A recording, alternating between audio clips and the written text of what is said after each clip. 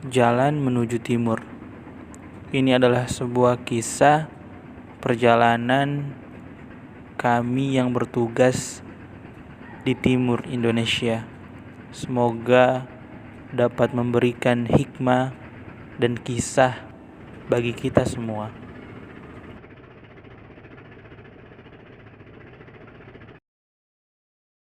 Maret 2022, Ahad siang, pesawat yang kami tumpangi, pesawat Lion Air tentunya, mendarat mulus di Bandara Eltari, Kupang.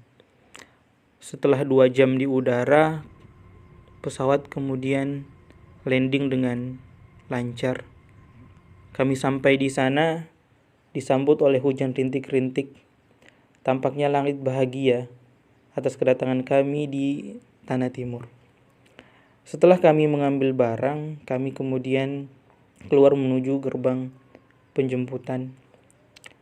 Di sana sudah menunggu para asatiz kami dari Dewan Dakwah NTT. Ada Ustadz Rusdiadi Masang, Ustadz Saifuddin Zain, Ustadz Lalu Abdul Mukti, dan Ustadz Usman. Kami bersalaman kemudian mengabadikan momen dengan bersuah foto bersama. Salahnya, saya sebagai amir malah bertakbir keras. Tak sadar kalau sekarang kami ada di negeri yang Islam adalah minoritas. Ustadz berkomentar, lalu kami pun tertawa. Anggap lucu akan hal itu. Kemudian setelahnya kami pun langsung berangkat dengan 2 mobil. Satu mobil baknya terbuka, mobil pick up, dan satu mobil yang tertutup, Avanza. Di tengah perjalanan ada satu kejadian lucu, yaitu seorang teman dari kontingen kami, ia melompat turun dari mobil bak sebab dia hendak menumpang motor bersama Ustadz Zain. Sayangnya ia tidak siap. Ujung-ujungnya ya dia dicium aspal. Betul kata orang, dicium aspal tidak seindah dicium mantan. Syukur tidak parah. Perjalanan 30 menit dari bandara ke Masjid Raya Kupang yang menjadi markas pusat dari Dewan Dakwah NTT. Sampai di sana, kami bertemu dengan Ustadz Ramli selaku Ketua Dewan Dakwah NTT. Setelahnya, kami menunaikan sholat zuhur berjamaah, kemudian makan siang secara bersama. Sebuah kenikmatan yang tentu jarang sekali bisa dirasakan. Setelah makan siang, kami pun karena lelah bekas perjalanan, bayangkan saja 2 jam di atas udara, itu bukan habitat kita. Maka kami pun mengistirahatkan badan, tidur.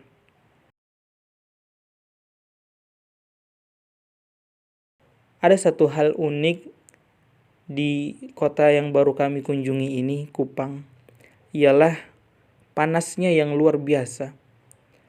Kami berasal dari kota Bekasi dengan panasnya yang menggigit, tapi ternyata di sini lebih panas lagi. Sampai-sampai keringat kami pun terus mengucur. Bahkan minum es hanya bertahan beberapa lama saja. Setelahnya kami pun berkeringat lagi. Keunikan lain selain panas ialah rasa keasingan yang kami rasakan di sini. Contohnya, ketika waktu azan berkumandang, kalau di Pulau Jawa azan akan bersambung-sambung dari satu menara ke menara yang lainnya. Tetapi di sini azan hanya terdengar dari satu masjid saja. Ya, mirisnya minoritas. Sorenya, kami mencoba menyusuri kota Kupang dengan berjalan kaki, mengelilingi dan coba mengenal budaya setempat. Ada kontras yang terasa kental. Kalau kita lihat kiri kanan, maka yang tampak adalah gereja-gereja dan jajakan yang menjual daging, dalam tanda kutip. Kami hanya senyum-senyum saja melihat itu. Kemudian kami berjalan ke pantai Tetis yang kata seorang teman telah diresmikan oleh presiden kita. Indah memang, hanya saja kontras kembali kental. aurat-aurat banyak yang dibuka seperti dagangan.